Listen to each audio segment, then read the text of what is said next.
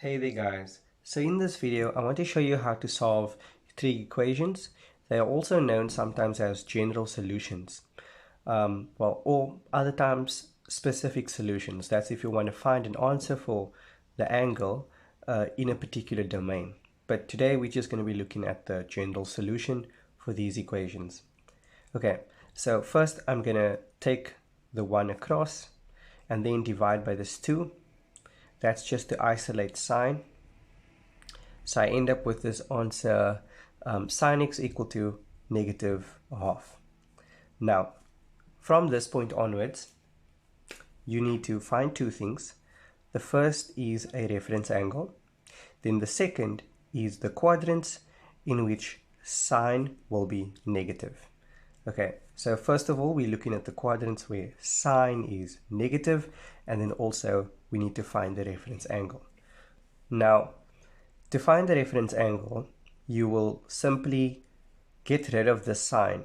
Okay, so the opposite or the inverse of the sine would be this function on your calculator, shift sine. And then you just punch in the value over here. But if there's a negative in front, do not include the negative because you just want the reference angle. So that gives you 30 degrees. Okay, you can double check this with your calculator. Now, the quadrants where sine is negative is the third and fourth quadrant. So I'm just going to write that down here. That's the third and the fourth quadrant. Okay. If you guys remember from the quadrants we learned as part of your reduction table when you're reducing angles, the third and the fourth quadrant is 180 plus theta, and the fourth quadrant 360 minus theta. Okay, so for the third quadrant, we'll have an answer for x that is 180 plus the reference angle, 30 degrees. So 180 plus 30 degrees, and that gives us an answer of 210 degrees. Or in the fourth quadrant, I'll have this one, 360 minus the reference angle, again 30 degrees. Okay, we solved it there. And that is simply 330 degrees. So now you can check on your calculator. If you punch in sine of 210, you should get -1/2.